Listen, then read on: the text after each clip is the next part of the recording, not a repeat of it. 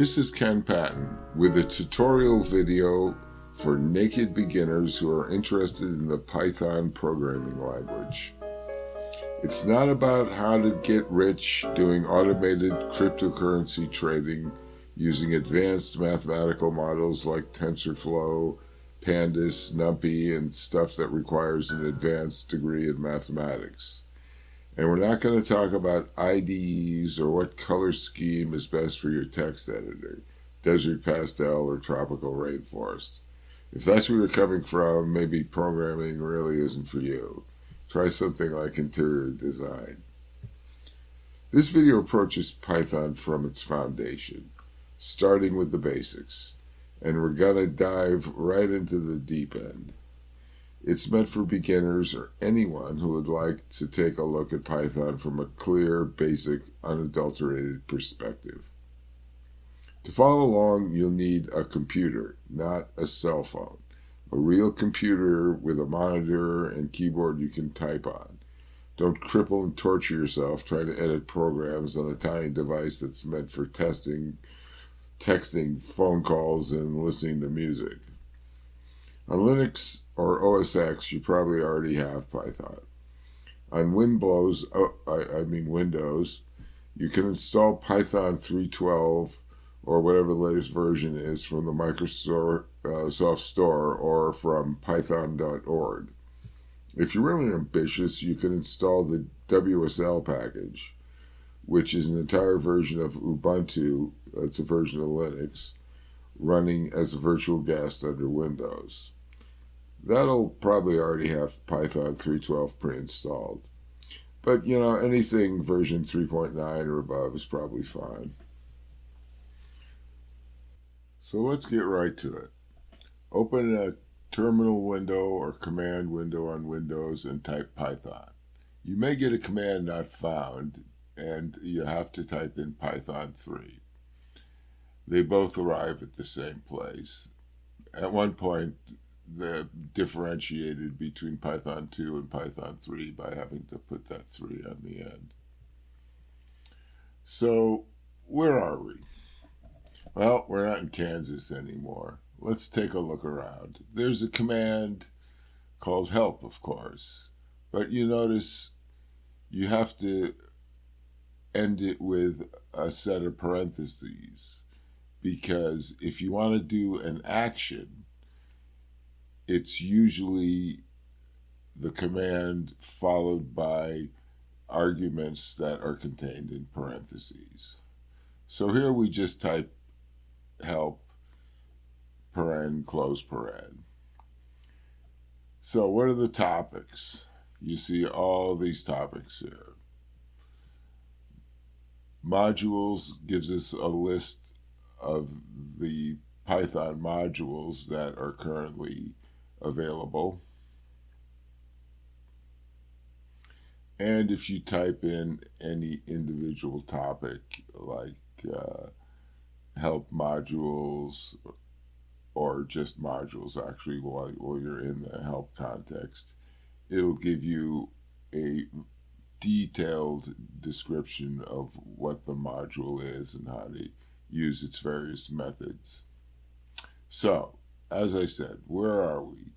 The command locals and globals gives you a list of what's defined right now in your current namespace. You can see we've got these underscore name and other internal variables. So if we print name, what do we get? Main. This tells us we're in the main module, which is the default when you enter the interpreter. There's another command called dir, which will tell you all the attributes of whatever you give as the argument. In this case, name. You can see name has all these attributes.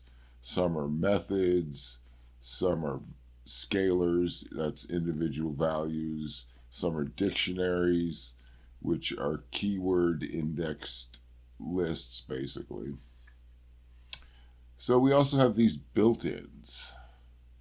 So what are these built-ins? Let's take a look with our dir command.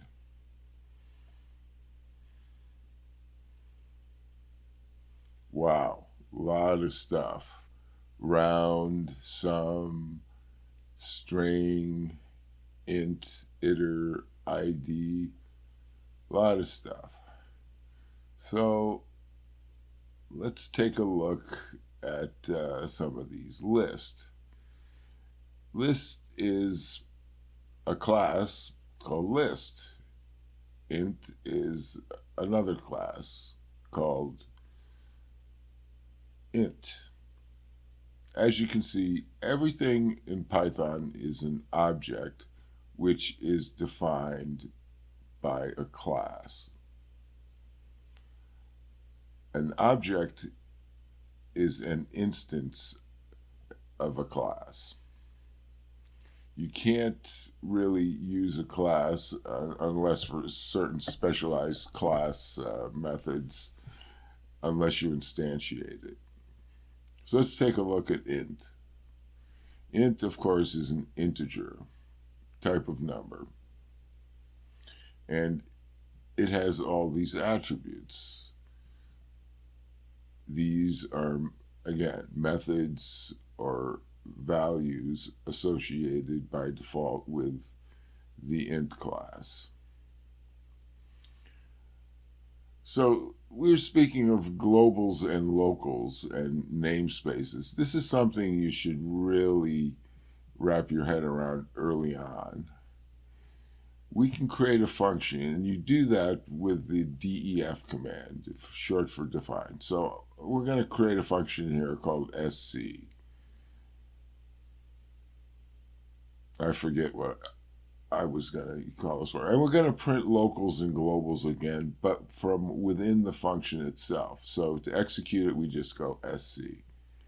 Now, if you look, I printed out the locals. The only locals defined there are x, up at the top where it says x equals 4. But the globals, same as it ever was. These are still the globals that are part of the main module. Now, if you look, we try to print x here outside of the function within the main namespace, and we get x is not defined because x is only defined within the scope of the function sc.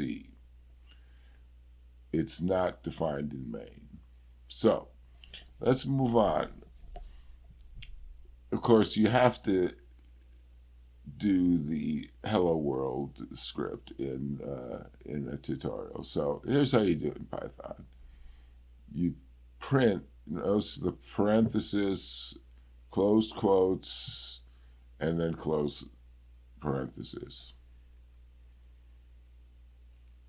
Now we can store this in a variable called message. Now, to save time, in the interpreter, you don't have to wrap everything in print. If you just type a variable or any object actual, it'll give you its value. So in this case, message equals hello world. All right, let's get some input. If you want to ask the user a question or ask him to enter a value, you do this using the input function. It's another built-in. So we're going to take a question, a string, what's your name? Now notice in what's your name, I use double quotes because the parenthesis and the single quote are kind of the same for Python. So I have to wrap them in a double quote so the interpreter doesn't get confused. So I ask, what's your name? The user types in Fred, stores it in the variable name. Now I can use what's called an F string to print out the variable in a nice greeting. Nice to meet you, Fred, by wrapping the variable in curly brackets within that F string in the print statement. that's very handy, and you'll probably use it a lot. Here's another useful built-in function, type.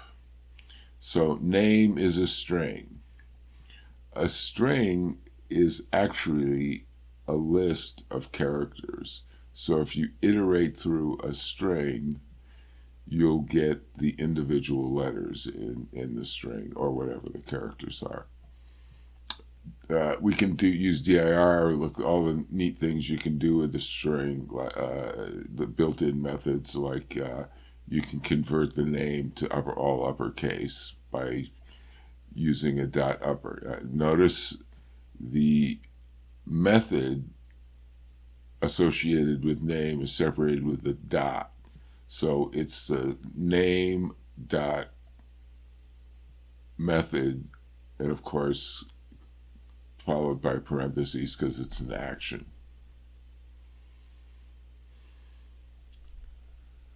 So let's take a look at another variable type, I'm sorry. What's the type of number? It's an int, an integer, of course. And of course, here's all the cool stuff you can do with an integer, as I showed you before. Another type is a floating point. Now we can convert that integer variable to a floater by wrapping it in a float built in, and you can see the difference. The second one, the floating point, has a decimal point after the number.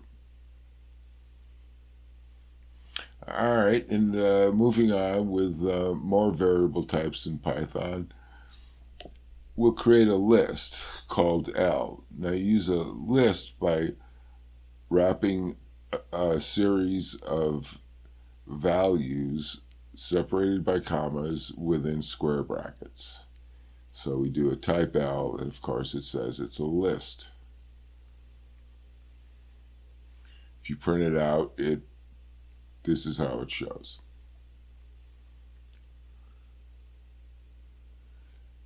Another type of Python variable is a set. Now, if you notice, in the set, all elements are unique. So if there's 2 9s in that list, if I wrap the list L in a set and turn it into a set, we lose one of the 9s. Tuple is another type of list-like variable. The main characteristic of, or the most salient characteristic of a tuple is it's immutable. That means, of course, you can't change it. In the list, I can take what's called a substring, like let's say the number 1 character. That's actually the second element of the list because lists are base 0. The first index of a list is 0. So if you notice, I changed the second element, which is index 1, to 22, and then I print the list out. Now if I try to do this with a tuple, I get an error because tuples are immutable.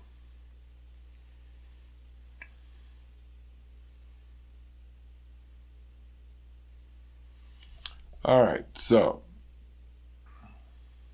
let's look at another very important type, a dictionary.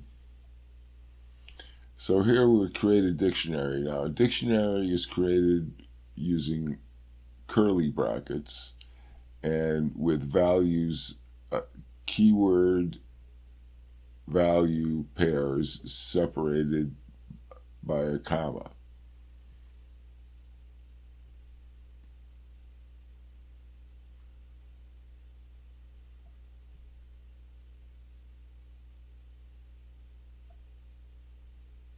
Now I use the keyword as a sound with index cat is meow. I can use this again in an F string and print it as part of a string.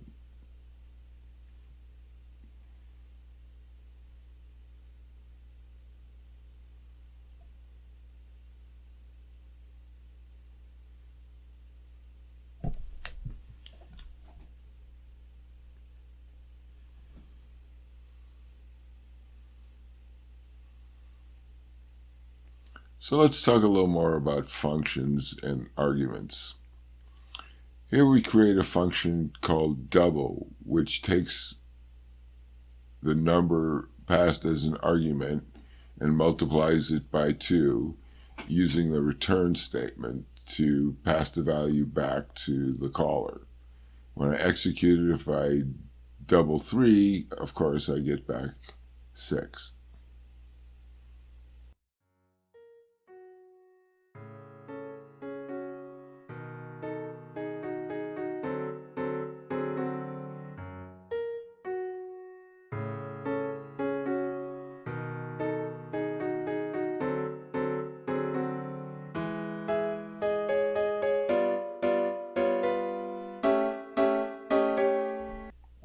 Functions can have 2 types of arguments: positional arguments and keyword arguments. The caveat is, though, the positional arguments must come first before any keyword arguments. Here we define a function called dog with 2 arguments: a positional argument called age and a keyword argument called name, which defaults to the null string. Then we'll use an f string within the function to print out a message using those 2 variables.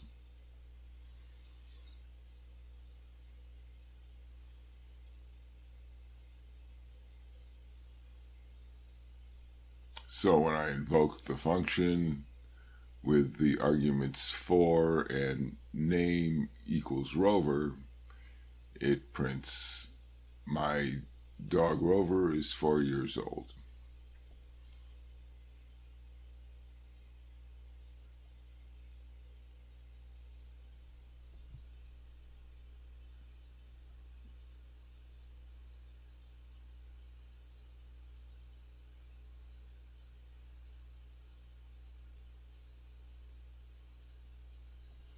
Let's talk about classes.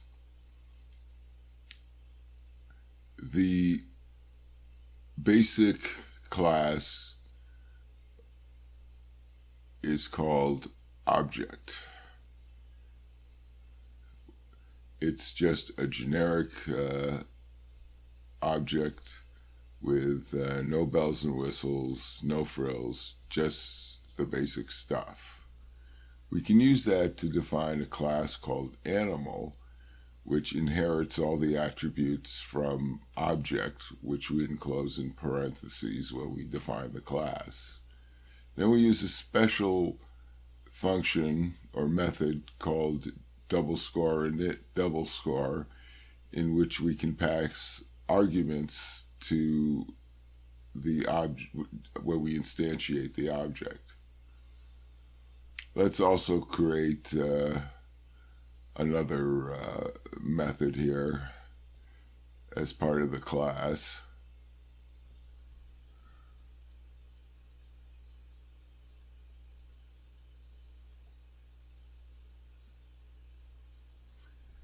And this will be a message that's going to incorporate some of the attributes of the object that we create.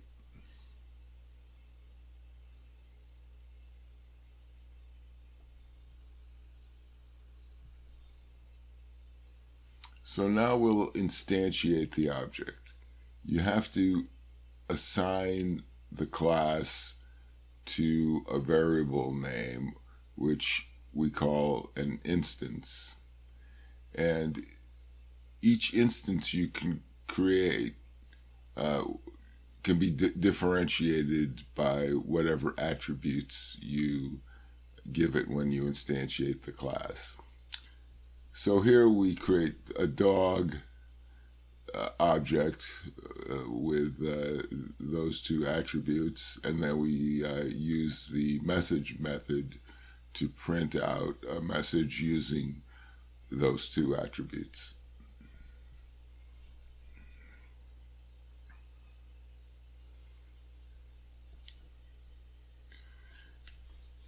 We've talked about mostly scalar variables, single values. We've mentioned lists and tuples and stuff like that, but haven't done much with them. In there's a really powerful built-in where you can create a series of you can create a list or a bunch of variables by using the range built in. So range 10 gives you a series of numbers, a list from 0 to 9. 10 is the not to exceed value. So anything, and it starts with 0 because most objects in Python are base 0. They start with 0 rather than 1. So range 10, when you print it out, gives you the numbers 0 to 9. Now, we can also specify an initial value by giving the range function 2 arguments. The first number is the number it begins with, and because now we're telling it to begin with 1 rather than the default 0, we get the numbers 1 through 9 inclusive. So we just introduced the for loop, which is one of 2 common types of loops in Python. The other one's called a while loop. While the for loop iterates over a list or an iterator, a series of values, the while is statement is more generic, and you'll commonly see lazy programmers create loops by just doing while true. And then in this case, if we we increase the value of I until it exceeds 10 or 9 actually, and then we break manually. It's kind of a cheap way of doing it. I mean, you're better off using a for loop, but you can see you can emulate a for loop using a while loop. So while loop is a more flexible, more basic or primitive command than the for loop, which is specifically designed to iterate over a series. While loop, you can give it any kind of condition to break on. Now, in this while loop, we just say if the iterator is less than or equal to 10, then keep looping. So you can see it automatically will, once it exceeds 10, it will break out of the loop. What you don't want to have is an infinite loop that goes on forever at 1,000,000 miles an hour and set your CPU on fire. Infinite loops are typically bad.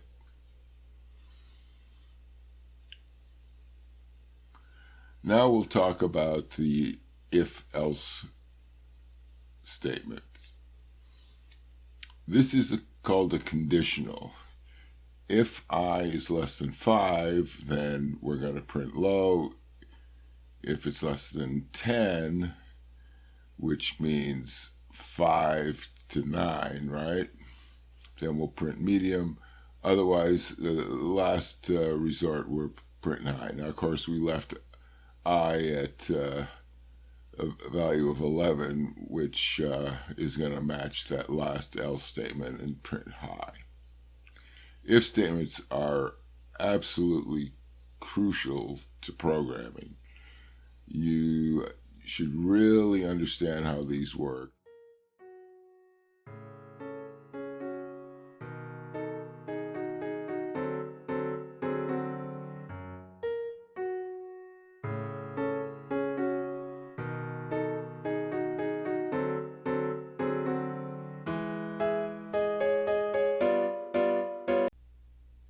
We've seen how we can get input from a user at a keyboard, but what if we want to read and write to files?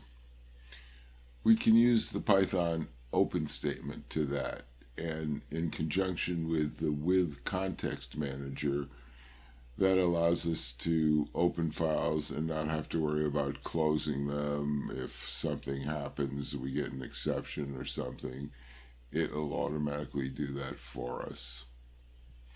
So here we open a file with mode W for write, and then we used the file handle F and its method write to write the string foobar out to our file, which again closes automatically. Then we do the reverse.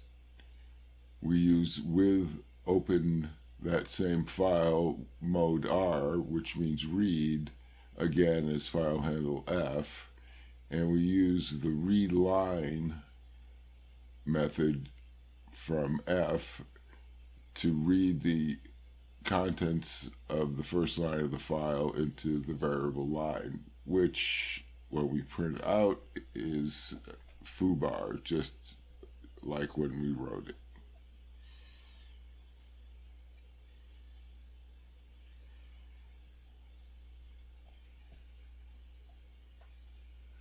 So besides the regular built-ins that come when you open the interpreter or just invoke Python, there are other modules you can import to do specific tasks. For example, time.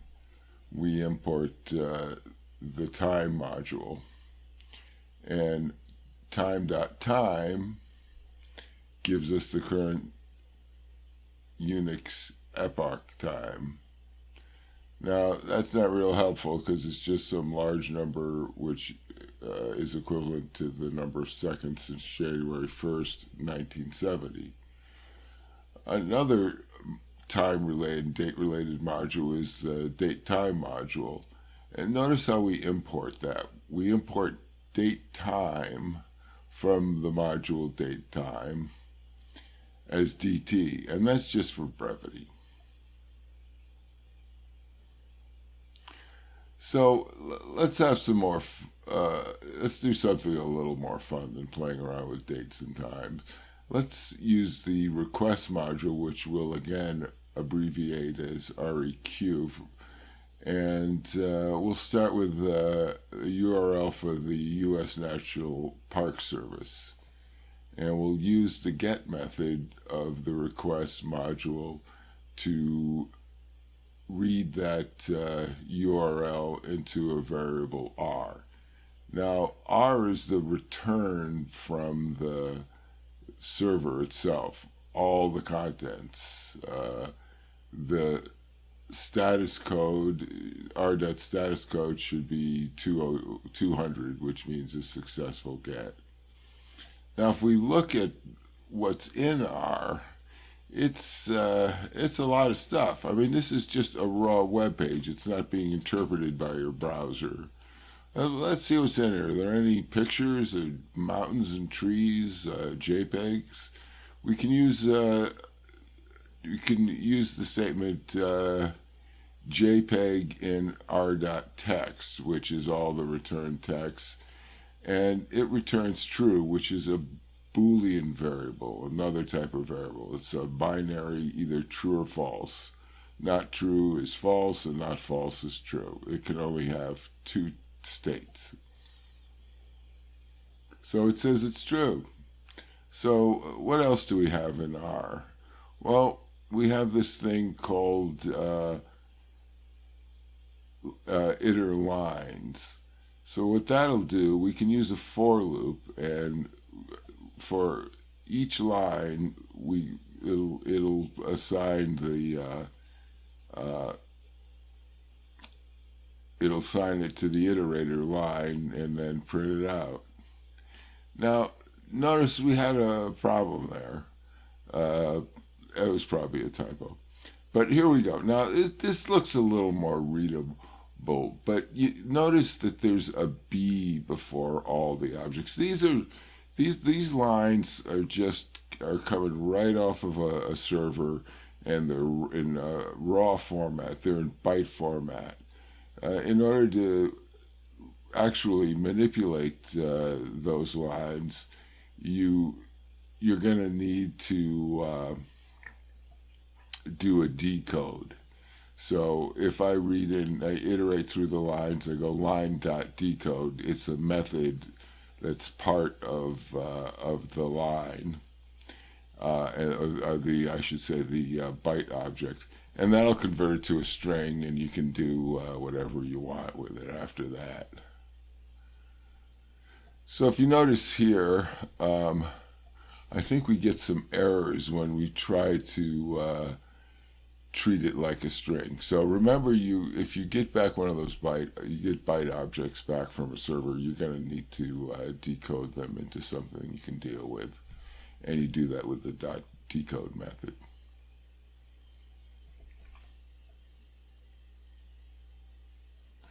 Now, beyond what you get, methods you can import with the Python package itself when you install it, you can get other interesting packages using the pip utility.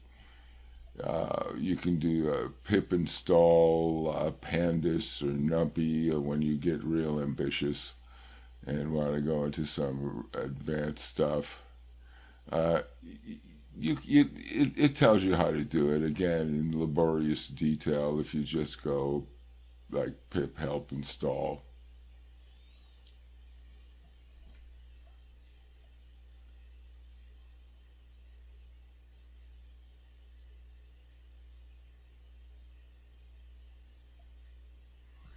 Now, we've just done everything interactively in the interpreter so far. But if you want to write real programs, scripts, you're going to have to use a text editor or some kind of an IDE. I said I wasn't going to talk about IDEs, but I slipped here. But all you need is like Notepad, and Linux. I like to use Vim.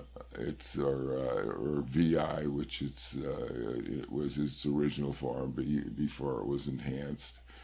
But anyway, so you can see we're doing the same thing we did in the interpreter. We create a function here called main, and then we ask for input from the user. The standard stuff that we did. But here it's in a script. Now, what I want you to notice here is that it's in a function. You could start off and you just assigning the name with the input statement and putting it. But there's a little Python idiom, and I'll explain in a minute. Remember, we're in the main module by default when we start a program. So what we want to do is we want to put this statement: if name equals main, then execute the main function, which is your main code. And the reason we do that is because that allows your script to be importable, which is kind of convenient if you got some functions in there you want to use. So that's pretty much it for the introduction. I hope you got something out of this. I hope you're inspired to go write some Python scripts and play around with it. Now, remember, it's like playing the piano. You're not going to be Liberace or I don't know why I mentioned Liberace. Anyway, you have to practice. That's all there is to it. If you don't like it, if you don't like debugging and beating your head against the wall and saying, why doesn't this work? Maybe you don't have the right personality for it. I mean, you don't have to be a program. But if you like it could be life-changing. I mean, it was for me. And I just hope you enjoy. Good luck.